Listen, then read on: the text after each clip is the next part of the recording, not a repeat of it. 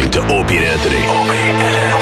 On the virus, Sirius-XM. Come on in, Patton. Yeah, you might as well come right in. Very funny guy, Patton Oswalt, who's playing, where are we playing? Caroline's? Yeah. Caroline's this weekend. 2 shows Friday, 2 shows Saturday. Caroline's, 212-757-4100. First time on our show. It's about time. Yeah. We've been trying to get you on this know. show for fucking ever. Been a while. Dude, I gotta tell you. That never happened. Well, you were in the movie Big Fan. Right. And I was a big fan of Big Fan. You saw it? Oh, thanks. And I said, We're going to see that. but I said, let's get this guy on. I loved it. Not a lot of people saw it. It was like kind of an independent type of thing. Oh, right? that thing, like it toured the country like a little band in a van. Like it would play a week somewhere and then vanish, Yeah. show up somewhere else. There was no actual. I felt like, do we have one print of this movie? Are we just driving it to Just theaters one, yeah.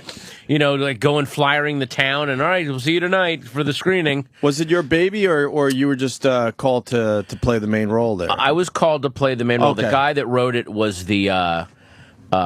He wrote. Hey, what's up, buddy? How you doing? It's Jimmy he wrote Norton. the Wrestler. Oh, and, really? Yeah, and then so he was getting offers to write other stuff, and he's like, "Nah, put my money in this thing. I want to do this." We're talking about Big Fan. Oh, yeah, it was Yeah. great. I really liked the film because you were such a creep. A caller to Yeah. a sports talk show. That must was have been very like, obsessed. That must have been seen like a lot of your callers all just kind of gelled into one person on screen. Oh, please. Callers stink. And then who's in the movie is Scott Farrell. Yeah, he was the voice. Our old pal Scott Farrell was the sports guy. Oh, no kidding. That you called. You don't really? Oh, I Is guess he a real? I don't listen to sports radio. Is he a real sports guy? Oh, yeah. Oh, so he deals with those people then. Yeah.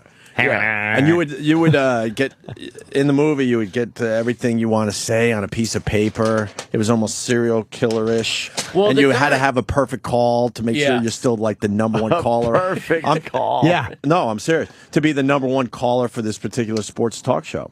You guys must get calls where you figure out halfway through that, oh, this guy wrote all this down. He's clearly reading Oh, sure. a little we would love manifesto. that if people wrote something down. We get people that don't even know they're on the air. Like, what? Huh? Yeah, but What are you guys doing? Yeah, well, you're on the air. No, say what you want to say. Me? Yes, you. But they learn from us because we don't write anything. So Yeah. That's true. Why You are we haven't written expecting anything more down from either. them? True. Apparently, the guy that wrote Big Fan said he would listen to sports radio and hear these callers, and the minute they would hang up in his mind, he would go, "Okay, what's that guy doing right now? Like, now that his call is done, how does he fill the next 23 hours and 57 minutes? Right. What does he do?" And then that's where the movie. because came you can't really call more than once usually. Yeah. It really is interesting, too, because I used to listen when we were off the air for a couple of years. I would ride around, look at prostitutes, and listen to Beningo at night. That's what I would do. Hours of sports radio just to forget that I wasn't on radio anymore. Yeah. And the same people, night after night after like 3 o'clock in the morning, and they're calling up making these fucking who gives a shit points about, the Mets, the middle relief. Thanks for the call. It's like, why would you give a fuck? Meanwhile, those prostitutes, the same bald guy in the car every night. I come down here, I'm right down here, and the same guy. It's really weird, man. And I think he's got the windows up. He's clearly listening to something in there. I don't know what. Just come out and say hi to me. He just stares. It's really weird. What a creep. I should write a movie about that guy. Jimmy's best story. That's about a great point. You got to tell Patton. We've told it on the air a few times, but your best prostitution story is when they took your glasses. Wasn't they? I was looking at trannies. Right. You got to tell Patton. No, she. Respect. It was Such an amazing story. I would ride around looking at trannies, and I was looking at one, and I wasn't going to buy. I just kept stopping. I was wearing glasses back then because I had an eye infection. Right. Many years ago, I was living in Jersey, and I stopped, and the tranny walked over and snatched my glasses off and said, "For wasting my time," and walked away. And I'm literally sitting there in my car, and I can see maybe from here to Ope. I am completely fucking blind. Wow. And a cop was riding by, and I actually high beamed and flashed the cop, and I'm like, and he came over, and I'm like, she took my glasses, and he's like, "What the fuck are you doing here? That's a guy," and I had to pretend I didn't know. I'm like, "Really?" Oh, see, I didn't have my glasses on. Yeah. Did you affect a Kansas accent? I'm just visiting this city, and this real tall woman come up with big forearms and grabbed my specs off of my face. I was just going to ask for directions. Yeah, I think the Jersey plates gave it away. Oh, Wow. God. So you can literally say a hooker took my glasses. Oh yeah. I can certainly say that. So you never have gotten off the playground. They're either taking your lunch money or your glasses. It just never ends. My dignity, my no herpes status. Sorry, they took my lunch money, my no herpes status. These bullies are really rough. We're being bullied. I had a hooker pop my fucking take my key out of my ignition one time. We were stopped. How do you let them reach into the car this far? She was in the car. Oh, she was in the. Oh, wow. Jesus, Anthony. Silly me. I assumed Every once in a while that he would it was invite one outside. inside. No, I was giving her a ride. Like I would give them a ride. This before I was really dating a lot in New York and getting whores. I was giving her a ride, and I would see if I could finagle anything. And this one, I was like, I'm just giving you a ride. And we stopped at the stop sign. And You we know, saw her marketplace in Bangladesh. and fucking popped out my keys. And you got to give me 20. You know, Jim, when they say they want to listen to Delilah, change the state. Let them listen. They're very insistent on the right music. You know, it's got to be Peebo Bryson if I'm going to go down on you. I can't do it to this old 70s metal. The mood's not right. Yeah, hookers never like Sabbath. I learned that. Hookers don't like Sabbath. There's your next book title. Hookers don't like Sabbath. Scares them away. You got the keys taken away, and then what'd you do? You had to Gave pay. 20. Did you get anything? Nah, I besides might the have got to keys? see the tits or something. I mean, And the hairs on him. yeah, you have to. Well, you know, it was dark. Razor stubble. Yeah, you know. Wow, that's bad, man. Oh, they smell like Nair. I like it. Very nice. So you Degenerate. bought your keys back. I really did. But you learn if you don't do that, there's going to be a problem. It's like you have to. I got to ask you, why did you invite this male woman? No, this thing, was a whatever? woman. Oh, sure. Sure she was. Into the car. To drop her off somewhere. Sometimes I would just talk to them and get a feel. Like one girl I used to drop off in Jersey. I told this story and confessing it in Montreal, and I wound up. I really did not know she was a tranny. I fucked her in the ass, and then I realized when I was fucking her. There's no bag, no nothing. Jersey City. Oh, Jesus! Come on. This is many. This is late '90s at some point. That's playing Russian roulette with an automatic. Yeah, you had just seen The Phantom Menace. You're in a good mood. Late 90s. You come out. Jim, no offense. Your life is Taxi Driver without the guns or push-ups. You realize that, right? Like, that's basically your life. Fucking bad. Yeah, it's like someone either adds some pull-ups and a massacre, and you're just Travis Bickle, basically. Yeah, at least that'll be something heroic. Yeah, I just have the lonely part. Yeah, I know. Sad. And Yeah, that guy Travis Bickle. You heard that Jim Norton guy? How'd you discover that he had a penis? I was. Because you swear that you didn't know at first. No, I really didn't. We were fucking. I would tell you if I did. We were fucking, and I think it was like I was kneeling between the legs. It was dark. It was pitch black in my car in Jersey City, in projects like next to a dumpster. Wow. And I just looked down. were you just trying to take every risk possible? Okay, something, AIDS, robbery, murder. Please just give me something, right? Yeah. They're going to name something after me. Jim's Law.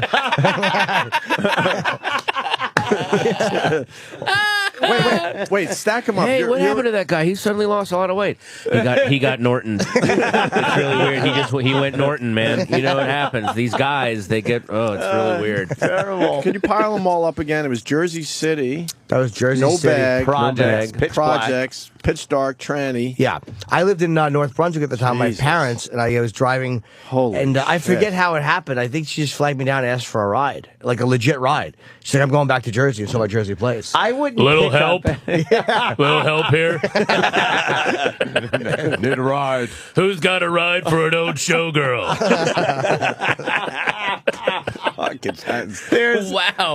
There's no way I'd pick anybody up if they needed a ride. What were you doing? Come on Looking for now. prostitutes. Oh, okay. I was looking at hookers. What do you think I was doing? It was 3 in the morning. I lived with my mom and dad. You seem to window shop a lot. Yeah, I did. That's most of my addiction was just looking. It was Yeah, a weird just ritual. looking. Yeah, Oh, really?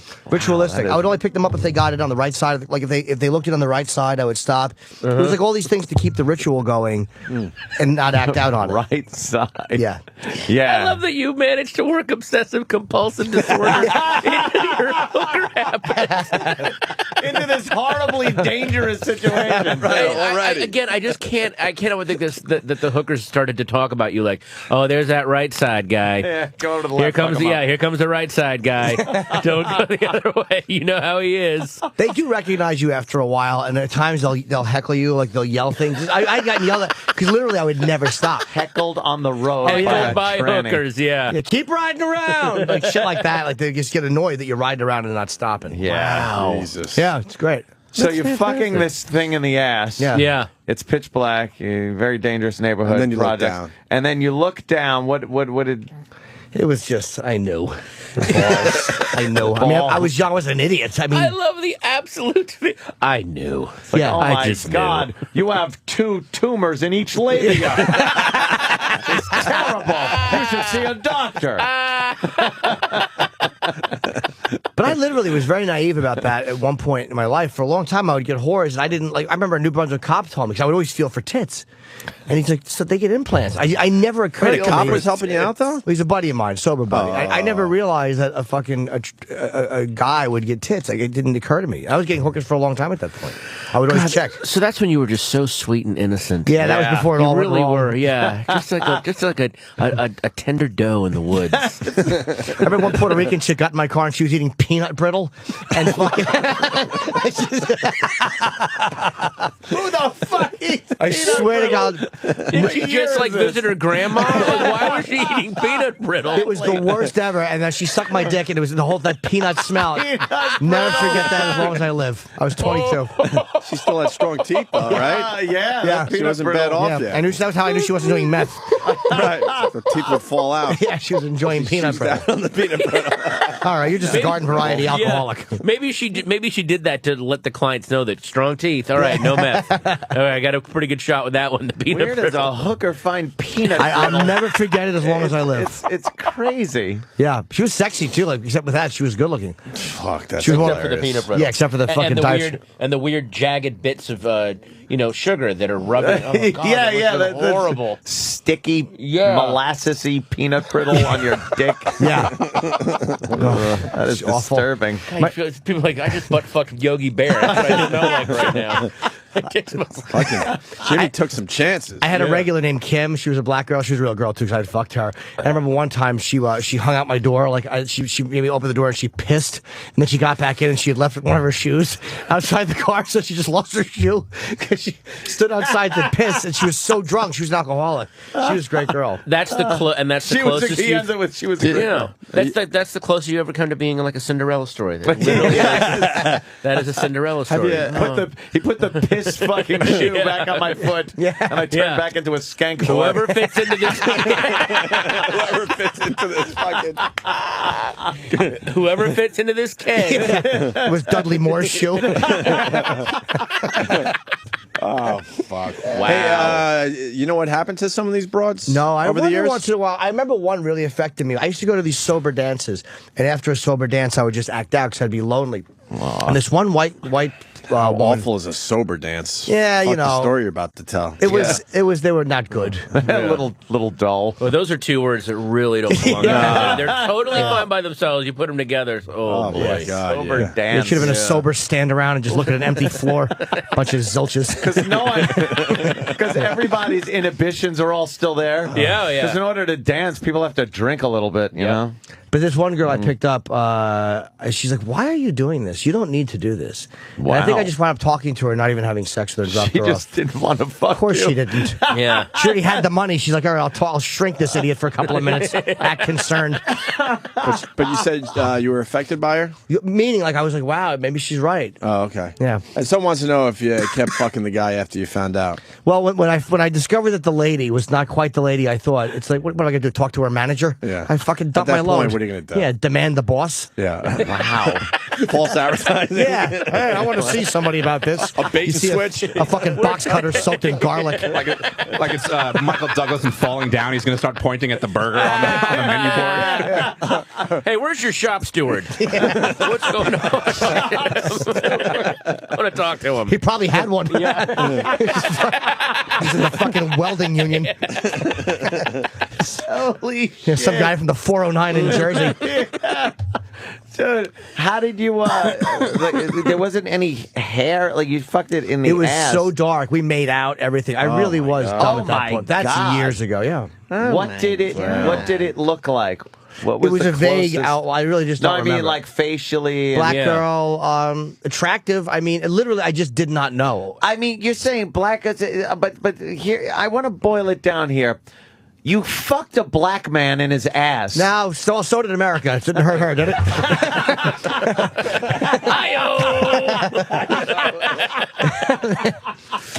But like he was really clearly like close shaved, clean shaven, no stubble. Nothing No, like that. no. I really didn't know. I would tell you this many years later that if I knew. I really didn't know until I saw that, and I was already know. in mid-fuck. It's easy, but a lot of times people get Amazing. fooled, man. I was a little more naive back then. And that hooker turned out to be Danny Glover.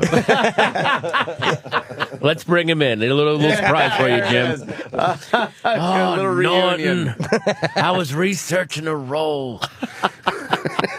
You're a Caroline's. We got to plug Patton's Caroline's. Absolutely. I don't know. You probably don't even need to be plugged, but when are you there? 2 shows Friday, 2 shows Saturday. Oh, you're just doing the weekend? Yeah, 212-757-4100. Yeah, I'm sure Patton will sell it out. And your book, dude, we got your this. book. We didn't talk about it because we literally got it this morning. Like they didn't give us any advanced copy. For God's sakes. Sorry about That's okay. Are you promoting the book? Has it been out for a while? It came out Tuesday. Oh, you're brand new. Okay. Yeah. And And what I is- got to tell you, your first book, the Tales of a Happy Endings. Meaty-Breasted Zilch, that was actually that kind of hung heavy over this book because I remember when I read it, it was like, oh, this fucker wrote a book. It wasn't.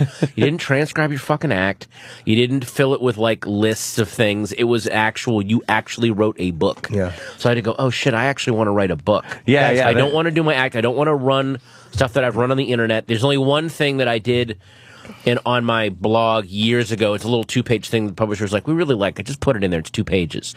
But the rest, I was like, I want it all to be original and kind of confessional. And so, Yeah, it does thank seem a you little and cheese. fuck you for Thanks, having that man. out there because that was Made you against my work back harder, the whole right. time. No, Yeah. I appreciate it. What's the Thank book you, man. about there, Patton? It's basically my autobiography done out of order as a series of comedic essays about things, about working the road, and then my first job before I even realized I wanted to be a comedian, and then when I was really young, building snow forts, and so I tried to like nail exactly what my point of view in life was at that time. So just embrace how completely ignorant I was about certain things, and then you just sort of, even as you keep getting smarter and smarter, there's still just shit you absolutely don't understand. Yeah. So I just want to, because I just think that's what, nothing is funnier to me than people who think that, all right, I get the deal now, and you look at them like, oh God, they have like decades of shit to learn. They're so Before you even not get done. close. Yeah, they don't see the next subway train that's going to run them over. Yeah. And oh, okay, I don't. Really know I stopped shit, listening after Snow Forts. Oh, really? Yeah, because I fucking loved Snow Forts. Yeah,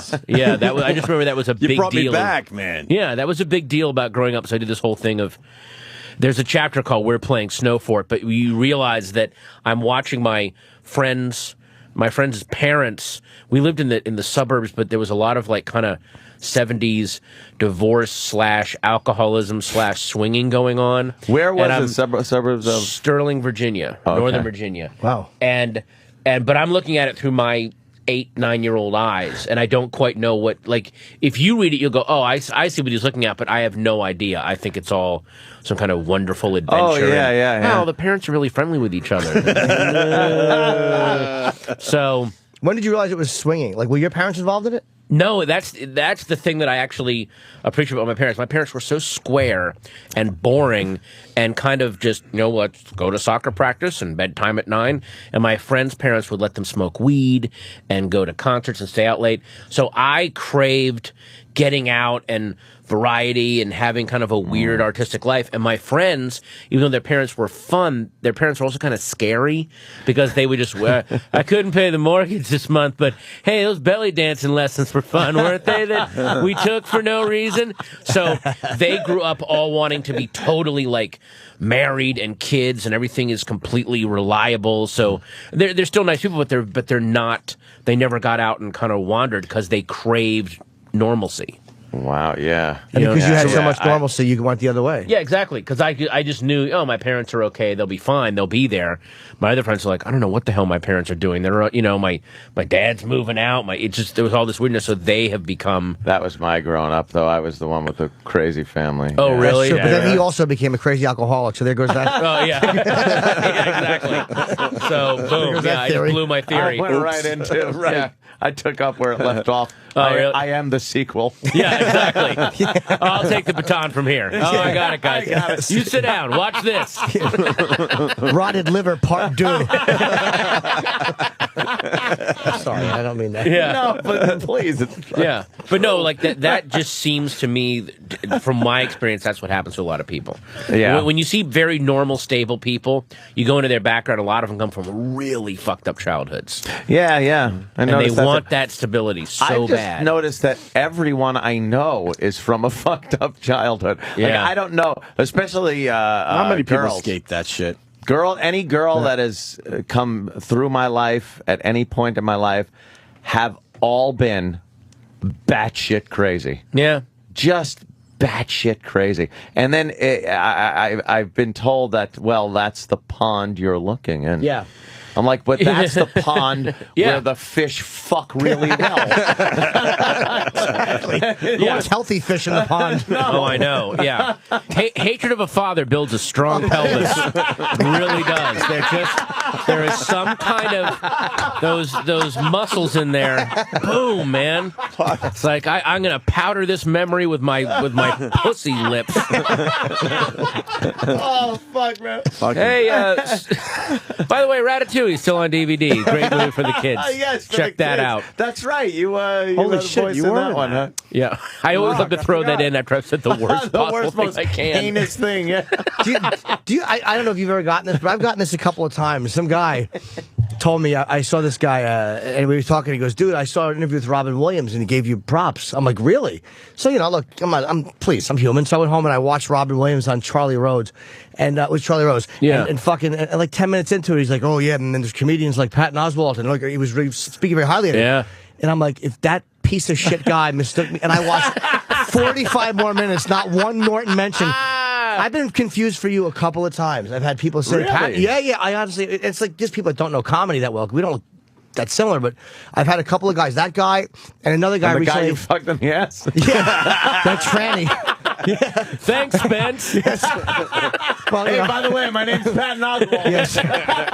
She thought I was Pat. She's like, I'm the king and I'm a queen. But yeah, I had a couple times where I was confused with Patton. Have you ever got that? God, No? that's depressing. Especially the Robin Williams. I went home and watched the whole interview. Wow. I'd love to tell you I didn't care, but What a great way to fuck with Jimmy also. Yeah, exactly. Just a big comedian say he was mentioned on a show, so Jimmy's got to sit there and obsessively I was watch on it. fucking YouTube looking for Charlie. What was it? Well, it couldn't have been his 2005 interview. It had to be the recent one. Like, what a needy asshole. I get it's not that I get mistaken for anyone in particular. I just get in like when you're on something and someone goes, "Yeah, I saw you on that show, King of Raymond," and you realize that a lot of people watch TV. It's just a blur in the background, and they don't quite know how they know you. They know they've seen you do something. Like, I don't know what because you show up on a lot of stuff, and so you must get. Especially this last year with Bored to Death and Louie, which are very kind of their shows kind of live in parallel universes. Did people ever get that messed up with you? Like, yeah, they know you from somewhere. I love this one too. I'm a big fan. Your name, like they I'm just, a big fan. I've had that many times. Yeah. Yeah, they don't know your name. They just know that they've seen you on TV, and I never know what to say. If it's a hot chick, you tell her like, "Oh, yeah, I'm a comedian." Yeah. But when guys are like, "Where do I know you from?" I'm like, "Well, I come here often. I really do. I'm here a lot." And like, "Oh, all right." I never want to give them I'm on TV. Give a fuck. Yeah, I know exactly. Some guy in an elevator. Then if you go, I'm on TV. Okay, so what? Name some stuff. You're like, I don't. What is this now? It Come turns into on, a man. quiz show for me. Get the fuck just out of here. Go to my IMDb. I met Mike Starr. You know Mike Starr? Oh yeah. We did an episode of Ed together many years ago, and like 2001, and I recognized him. And I'm like, I know you. I'm like, he's like, oh, okay. I'm like, what were you in? He goes, what, you want my resume? And I was like, I was so embarrassed. But it was an awkward question. He is one of those guys. He is in so much stuff. Yeah. That it is hard. I saw him in a Starbucks in LA, and I had just rewatched Ed Wood, so I was lucky to go, oh, you're seeing an Ed Wood. He plays the exploitation filmmaker that hires I remember. Johnny. He hires him to do Glenn or Glenda, and he's so hilarious. He's like, they go, do you have a script yet? No, we got a poster, and it's a sex change thing. Those Okies out in the Midwest, they love that sex stuff. They get all, like, he's so hilarious. We already sold the Midwest. Yeah, we sold the whole Midwest. I got to get this movie made. Like, all he has is a poster for this shitty movie. Poster. Yeah. So it's just awesome. Yeah, Mike Starr is one of the, he's like JT Walsh had that kind of face where you know him and you see him in everything. Yeah. Most people didn't know the guy's name. He turns up in so much stuff. Mike Starr, wasn't he in Goodfellas? He was in Goodfellas. He was the guy, you're looking at him. Yeah. I'm the guy.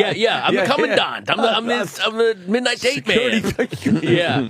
I've seen him in scenes with Nicholson, obviously with De Niro and Leone. It's like he's done scenes with fucking everybody. That's right. He was in he's in Mad Dog and Glory, and him and David Caruso have a fight up in an apartment, and it's so funny because they're beating the shit out of each other, but they're also going, watch the glass, you asshole! Like, don't break this. It's this very realistic fist fight, the way that two guys would actually fight each other. Like, I can't. Fuck, it's such a good scene. God damn it! Yeah. Watch it. I just remember as they're I mean, they're really pummeling each other, but they're also like, there's glass there. Don't back me up against that. God damn it! Like it's when you fight with rules, guys are fighting with rules. That whole not the hair. God damn it! I hate to have to ask you, what's the title there? Zombie Spaceship Wasteland. That's my idea about how when you're starting off as trying to do something creative, especially if you were a geek like me, you have no fucking idea how the world works because you're just this young suburban smacked ass. So anything you start writing or making as a movie, you either have to do it, set it in a zombie world, out in space, or in a wasteland because you don't know how you got to wipe the world out first. Right, you can't. There's been because I don't know how to pay a utility bill or how the court system works yet. So or even how like fuck is that brilliant? So there's so many and if you notice a lot of people's first stuff, it's either they do some space opera or they do this zombie thing. Zombie is great. You're like, well, yeah, there's zombies, so there's no laws. You got to get a gun and a can of food. You don't have to know how shit works. That's your first thing that you do. You don't have to be able to interpret life and write about it or put it to film. Yeah. You just make it up because everything's gone. Brilliant. Yeah. Well, smart. Even comedians have that thing. At least I did when you start off, you're so nervous and you're so insecure that what you do is if you watch comedians, especially my early stuff, all I'm doing is pointing out how stupid everything is and how I'm brilliant notice how dumb this is, and this guy's a fucking asshole, and this guy's an idiot. And then it takes you a while to get older to go, okay, here's some stupid shit I learned about myself. Like, here's how I'm a fucking idiot. But when you're young, you're too terrified to go up there and go, oh, here's a stupid thing I did. At least I was. You're afraid they won't relate to it. You figure they relate to... I found my first bit of press was my friend's brother wrote for a local paper, and it's a real cheese dick picture of me. And he's like, what are you talking about? I'm like, like game shows, things that really upset me. I should be fucking executed. Yeah, I have a comedian friend named Dave Anthony who said that you can tell like the young comedians because they're just angry at nothing. Yeah. They just think you're supposed to be angry. So like, what's the deal with toast? It's a fucking piece of bread, and then it's hot, and now it's crunchy. Bullshit. Like they're just like you literally have not done anything yet. You're grasping for things to be angry. Yeah. Oh, so it's when you get older that you're scared enough to go, oh, okay, hey, listen to this stupid bullshit I did. You're not gonna believe this. So. Yeah, you're not as afraid. They're not gonna. You kind of get a better sense they're gonna relate just because they're people. And also, and you're confident. You're trying to be. You're trying to keep this image of that you're cool and self-deprecation. You don't see that as being cool when you're younger. You see it as, I don't want to point this out myself. Perish the thought somebody else sees this. Yes. And there's nothing less funny than cool. That is the unfunniest thing on the planet is cool. Is somebody trying to be cool? God, it's painful. Rock star comedians are fucking horrendous. Oh, God. Because you're trapped. Once you establish that the whole thing is that I'm cool, you can never become vulnerable or go like it's just. You're just fucked. People like that. For years, like we would do the show and not point out when we fucked Mistakes up. and stuff. Like we would fuck Yeah. shit up and just have to stutter and kind of go, and just move on to something. else. And then when Jimmy came aboard on the show, like came aboard. I say that? believe me, I would Second it fucking fucking gut came you out. like a lamb for that. But I said welcome aboard to somebody earlier today. It was fucking horrible. But I meant it too. I wasn't even being ironic. I was like, really, welcome aboard. It was a hallway fellow thing. I well-met. witnessed. When Jimmy joined the program, Join the team, man. he would point. He started pointing out the point shit. out shit when we It was fuck so up. uncomfortable. I'm like, why are you doing that? But Yeah. it became ended up so working. funny that you just can't wait. Turned out to be really sometimes important to fuck the up. success of the show. That's the shit people always remember too, because Yeah. they go, "Oh, I fuck up like that," and I try to hide it. Yeah, Right. You know, yeah. so We you're all not only try to fucking hide up, the he's shit. calling you guys for hiding it, which made you And know. then you're just like, oh god, yes, I did that. Okay, I did it. Yeah. That's what frees us as stand-ups, though. It's like when you're on. That's the hard part of acting is you can't call it out when it sucks. Right. With joke bombs, you can fucking just you can do what you want and control it. Yeah. But when Yeah. you're bombing in a scene and you're like terrible in this, it's fucking horrifying. It's really terrifying. Jimmy just by the can't way pull covered out. his mouth when he said that. He goes, "It's horrifying." Oh, You've been there. heavens! Right. I actually will yell masher and hit the man. Breathe into a lilac-scented doily. Ooh. I have a touch of the vapors. Oh my goodness! Get me a cucumber sandwich, crust removed. Where are you going, Jimmy? Like, what? He's got an LA trip. But why are you going to Arizona? I'm shooting something for the Tonight Show for this college thing. This college, whatever the big game, It's BSU. it's the BCS championship. I don't know what that is. Is it like a bowl game, or those are? Yeah, it's one of those That big is- college bowl It's games. the game every year. So I'm shooting that Friday and Saturday, and then I go out Sunday, and then I just. What are you doing? Like the parking lot? Like the, I guess whatever because the game is Monday, so I think I just go on stage and pitch it Tailgating to, and shit? to Jay on Monday. Like I just throw it to him on Yeah. Monday night. We're doing it Monday night. Where in Arizona will you be? I don't know. I land in Phoenix, but it's like 20 minutes from Phoenix. Glendale, I think. I could be Fucked wrong. up. Like places like Arizona, you could land at the airport and then it's 5 hours to go where you your want to go. Arizona, it's a very beautiful state, but it's like you're living on a moon colony. Yeah. You know, like it's very modern and nice, but everything is so sunbaked. You're like, oh, did they terraform the moon? Why the fuck am I down here? So Yeah. fucking true. We manufacture those. But Yeah, and there's so many like preserved old people out there.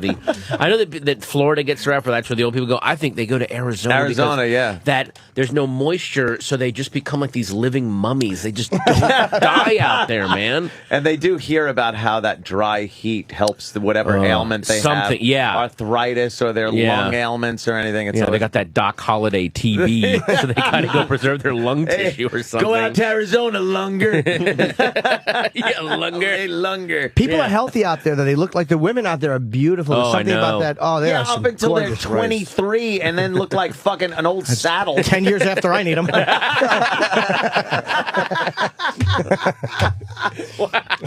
That fucking the sun will fuck women. Yeah. Like the worst part is the top of a woman's breast when she lives in a very sunny climate. It just becomes this Leathery beef thing. jerky in a That's bra. horrible. Yeah. It's horrid. Yeah, it looks like an old millionaire's desktop, you know, like where he'd be signing checks. And It's his blonde. I will sign this check, and you'll never come to this estate again. Goodbye. I said good day, sir. Good day. And also, like the thing about like the Arizona, the one thing I like is, and you'll notice this when you're there. Well, no, it won't be that hot when you're there, but in the summertime, from like 11 a.m. till about 2:30, the city just shuts down. Everyone just goes inside. It's just too and hot. and they either take a nap or they just do their shit inside, and everything kind of calms down. I like that. What do you think it is this time of year? Like 65, 70? It's gorgeous. It's gorgeous right now. You're gonna be really happy. Yeah, I'm bringing a small coat. Nothing heavy. There are Yeah. certain times of the year, and I'm always amazed that people actually live there. And even here in the Northeast, because we get some snow and some really brutally cold weather, and Buffalo like that, where if a probe was sent down Yeah. and it landed in the right place at the right season, people would, or whatever beings would be like, there's no fucking way there's life there. It's a wasteland. It's a wasteland Yeah. of because you think the whole planet is covered in ice. Yeah. It's 30 below zero.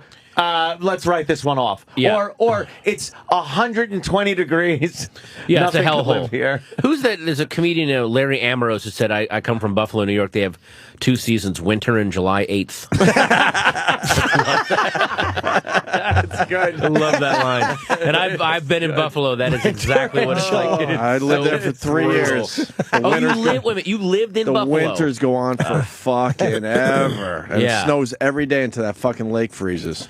And, Does that and lake affect everything is snow? frozen in ice, right? It's Everything. just frozen solid. I went through long johns because I would just wear them every fucking day to try to stay warm. Yeah. Do But you you have to- learned how to just adapt, and people know how to drive on ice and snow there. Yeah. It doesn't bother them at all. Is that where you at night you have to plug your car in or like plug the to keep it Oh from yeah, there's like a freezing? blanket you put over your engine Something, and plug it yeah. in so you're oiled doesn't Sure, yeah. freeze. Yeah, you can't And really- I'm diesel not engines, kidding. They really do that. You can't really have an older car in Buffalo in the winter. No. Yeah. You're not going to get that thing started in the morning. But every morning you had to fucking brush off your car from the snow that came. And use that little de-icing spray from the lock Everything. sometimes. You had all that shit. You know, that's one thing. One thing about being, kind of successful in a way, growing up a little bit and having some disposable income.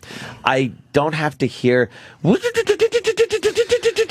anymore. Yeah. And that used to be a daily occurrence where you like pump the pedal twice on my old Chevy Nova or some shit Oh, and yeah. try to get that thing turned over. The days of an old fucking car. And then that distressing when it Thank finally God. just gets down to the grr, click, Yeah. What about the click. Got cables. And also all those years of going in and negotiating with mechanics at some kind of sketchy garage. And look, how can we just keep this thing running? I'm telling you, when I was living in San Francisco, I had to just keep this old Jetta just moving so I could keep working. And I had this really nice mechanic, but it was always like, okay, I have this much money, what can you fix that'll keep it going? I know this thing isn't working, and it was just I always had a car in which I knew 3 or 4 things were just broken on, but he's like, you can still drive this without these things As working. long as it keeps moving, yeah. You step on can't, the no gas, more like- air, no more heat, but you can have these things, And now I just take my car to the dealer and go, make it run, fix. and I'll be back. Like I it think just, it's still under warranty, Yeah. sir. yeah. You know what? I don't even. That's the one luxury that I do is I just make the thing go, Yeah. and then I just come back. Having money rules. Well, there is a certain rules. thing, and if you come from shit and that kind of suburban, Like we all fucking- did. I mean, loading up. How many times did I load my friends up in my horrid car, looking for girls and just thinking there's going to be 6 girls for every degenerate I'm hauling around with me. Yeah. and like coming from that and being able to afford things is nice. I must admit. Oh, it's great. There's nothing wrong with money. There's nice. absolutely nothing wrong with I money. fucking love it, man. It doesn't buy happiness, but it sure can eliminate some sadness. Yeah. You can wipe some of that out. Yeah. Money can't buy you happiness. Great. How much sadness can it make go away? Yeah, that's all I need. Or how much sadness can it keep me from? Yeah, How high can I build the wall away. between me and sadness? The sadness barrier. Yeah. I'm building it with cash. Yeah, where's that sadness? Where's that sadness deflecting barbed wire that money can buy? Because that's pretty good. It's true, man. When did you Today. start? You're doing very well. I started probably maybe around 2001. I started doing okay, and then as years went on, I started. But I was about 11, 12 years in before I started doing decent. Not till the early aughts that I feel like I had actually some security because I'd incurred so many debts. Well. You incur so much debt getting there, and Yeah. all the years that people just carried you. I was very determined to pay back debts, pay off credit cards, and so there were times like I was on TV for years and still lived in a very crappy apartment and drove a very old car and people would see you and go, you're on TV, you're rich. Right. It's like, you don't really understand how it How it works. really Like works, it actually takes you a while after being, I've had friends that are writers that they publish 5 books and they're still working day jobs. There's just no money in it for a long time. I had the same disillusionment with our own Greg Opie Hughes here when because he had his own show on WBAB out on Long Island. Well, when I met Ann, I was already 10 years in. 10 years in the business. 10 He was- fucking years in. He was doing 7 to midnight at BAB, and I used to come on every so often and, be a little guest, have some fun, shit like that. And I was under the impression that because he was on the radio, he was rich. Yeah. And he then has to be. He's on the radio. So we got to know each other a little more, and he goes, "Hey, you want to come over? Watch a fucking movie, hang out at the house, drink Whatever it beer." was, right? I'm like, cool, sounds good. So he's driving, and I'm like following my piece of shit work van. I was putting in air conditioning and heating duct work, and I'm following him, and we're going into Northport, which is a nice neighborhood in Long So Island. you're thinking maybe a beach house and I'm on the thinking water? beach house on the water. Sure.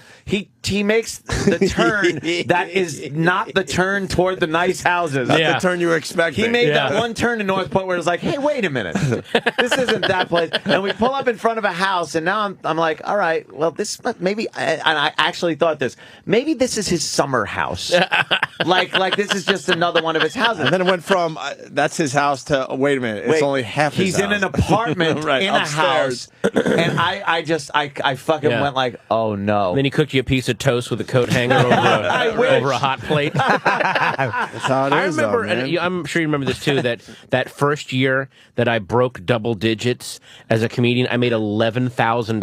Oh, wow. In Damn. 1992, I was living in San Francisco, and I got to the end of the year, and I had made $11,000 as a stand-up, and I was kind of arrogant about it. I was like, You're like, yeah. 11 grand. That's pretty good. Yeah. And again, I barely paid my rent. I would always eat at this place called La Cumbre. They had 75-cent burritos. And then anywhere that I worked, I would try to work open mics where if you bought one drink, you could eat at the buffet or just eat the bar food. And you had an attitude. And I kind of had it too, like, Hey, yeah, I'm yeah, 11 grand. I'm up in double digits now. It's doing pretty good. Yeah, truly, stuff's happening now. This cruise really take 11 grand. That I was kind of puffing my chest out. Do you Couple say of your old years, ca- I hope to double that. Well, that's what Patton's doing right now. Yeah, He's exactly. finally doubling that. Do you save your old? I have all my old calendars, like I have- making $350 for the week. You hoarder. But I do hoard that stuff, like where I had my little organizer, and I would, yeah. like, I would go to Wildwood. I would do a week in Wildwood, like 14 shows for $350, and then the second week you did there, you did $400 for 14 shows. Yeah. And I have all, like, if you Wait, look at my not per calendar, show? No, for the whole week. yeah, Oh. and it looks like I'm some kind of weird, like hoarder OCD guy, because you're doing gigs and like you will go somewhere if there's something in the afternoon, you'll do it. Yeah. You'll do clubs, and every single night there's some one nighter where you're driving out and you basically make enough money to put the gas in that will get your car back. Shit. I mean, it's insane. But you learn to love other comedians like that because, Jim Florentine, Bob Levy, those guys. We would go down to Maryland and do gigs, and I would make $25 a show for 3 shows. It was $75 for the weekend and no food and no room. So those guys would buy me food and put me up. wow, that's They learn nice. how to love other comics. Yeah. I've heard Oh, this that's story good. Like hundreds. sounds like the Nom. Yeah, just keep your feet dry, Jim. I've heard that same story probably told 100 times at this point. Why is it legendary that you guys just didn't get fucking paid? I know the new guys, comedians, obviously. yeah. Because But guys that are are pieces of shit. Yeah, but guys that especially are- back then, if you were also were these young, terrified smacked asses, we think that if we mouth off to one club owner, we won't work anywhere. You'll never work in this town again. So if they go, yeah, we'll give you a feature act, you can do and also they go, hey, you get to do half an hour, and you're like, ooh, Yeah. you get to You do get half an to hour, work more. and we'll give you $25, and you never negotiate. You immediately. I remember when I was at Garvin's, they banned Dave Chappelle because he was the first guy to go, no, pay me what I'm worth. He wasn't even asking for crazy money. He was like 18 years old, just going, doing half an hour, give me $50 a set. Like, get the fuck out of here. That was a good move by Garvin's. Yeah, that was great. Yeah. Now you get the hell out of here. But I still don't understand why they keep you guys You down. proud bastard. Because they can. Because we do it because we love Disgusting. doing it. It's Yeah. disgusting. It though, is. man. But eventually, I if mean, you the run- Comedy Store to this day doesn't pay. Oh, those anybody. guys. Neither does the Improv, neither none does of the no. city clubs do. No. Yeah, people don't know that out there. To headline Carolines or comics or It's different. Gotham obviously. is different. Of course. Yeah. But for spots, none. The Improv pays $7. Also, you remember you would do these one-nighters, and it was very clear that the guy that was booking the one-nighter, that booked you, went to this bar or restaurant or hotel lounge and said, yeah, I can book a comedy show for you guys. I'm going to need a budget of like $1,500. Yeah. And then he went to his 3 comics. All right, you get 15 to open, and you get 25 to feature, and you'll get 75 to headline. And then he's pocketing the rest. And you know that the gig will last probably 3 more weeks before they get hip to what he's doing. But at that point, he's already found another land. Like, that's how these guys would stay. They would just keep sharking around. And there'd be one headliner he trusted or whatever who would pick up the money. Like, we would always have to pick up the money for the book. But one of the comedians that he knew wouldn't fucking tell the other comics how much he was making. Right. Wow. He'd be like, if he's paying out 300 and he's making 6. Yeah. Like, what a piece of shit. But he would trust the one guy to pick up his money. Uh-huh. It was really. But you learn. The guys that aren't willing to do that are the guys that are fucking long gone. It's like the guys that weren't willing to do that. You had to play the game. You had to, but then you make up for it in the end. You make up the money. Yeah, because also what you have is you have so much stage time that when you do start headlining, shit just doesn't faze you like it used to. Because you're like, oh, I've been through so much worse than this. You're doing it to go through all the shit. So that when you're headlining, you're not going to freak out and pee your pants and pull a Michael Richards and run off stage. Right. And it wasn't that I don't think Michael Richards is a racist. I think Michael Richards is a guy who didn't do a lot of stand up, who got very successful on TV and is suddenly on stage and freaks out and lost couldn't handle a heckler. Couldn't handle a heckler. And if you listen to the guy that was heckling him, he sounded like a guy that could have easily been handled. Yeah. Right. You're like, oh, if he just talked to him a little bit, he would have gone, oh, okay, cool. Right. Yeah, that's true. Yeah, it was a black table, obviously. And, as a comedian, it's like that's frustrating when they start heckling you. Sure. But he just snapped. Yeah. If they were a table of fat white women who would have been like, you fat cunts! Like, he just dropped the A-bomb. It would have been cunts instead of... Of course exactly. it would. He just said cunt. He just dropped the A-bomb. Yeah. No matter what it was, he was going to go. He would go to the worst thing possible. Right. Yeah. Thank God it wasn't Dudley Moore. You brain cancer clubfoot. A lot of Dudley Moore kids. Yeah, a lot today, Jimmy. I know. God rest his little short pudding-headed soul. I'm hearing that the Patton Oswalt shows are all sold out at Caroline's. Are they? Oh, of course. Oh, wow. So you don't even have to be here. So thanks for coming in, Pat. Thanks for having me. No, I want to ask you about something I have not seen, but I hear about a lot. Why not? The Maynard documentary from the guy from Tool, of course. Yeah, that guy. You were part of that? Yeah, Maynard Keenan is great. Love Tool, by the way. I'm a big fan. Tool, Perfect Circle. Yep. And Pussified. Pussifer. Pussifer, that's right. Yeah. That's right. And he bought some old abandoned ghost town in Jerome, Arizona. And I think it used to be a silver mine, and he built a winery out there. He bought the whole town? I think he bought like a major part of the town because I think it was selling for nothing. Just sitting there, right. And he started a winery. And did he lock the Brady's in a jail cell? Trying to jump my claim. Look, I'm trying to grow grapes here, Jack. Yeah, he became this insane prospector out in the desert. Last night I drew a woman in the sand and had relations with her. But he does this. He does a. It's called and they're called Merkin Vineyards, which I don't know if anyone knows what a Merkin is. Yeah, that's hot. And he does use amazing wines, and they're really fucking tasty wines. He's always been really into wines. Yeah. And what were you? Was it a documentary on the whole thing? Did a documentary about the thing, and he had like some of his friends come in and taste some of the stuff, and I came in and just gave him shit about the stuff. I visited the winery too. It's really cool. Yeah. He's this bald ex-Marine rock star out there, just with these barrels and just to here, taste this, and he's out there growing grapes in the desert. I didn't know he was an ex-Marine. Yeah, he was in the he was in some kind of armed force. There's footage of him on stage, either with Tool or Perfect Circle, and some douchebag like runs up, and Maynard. It's so amazing. He just flips the guy over his shoulder and slams him onto the ground, and then just keeps singing.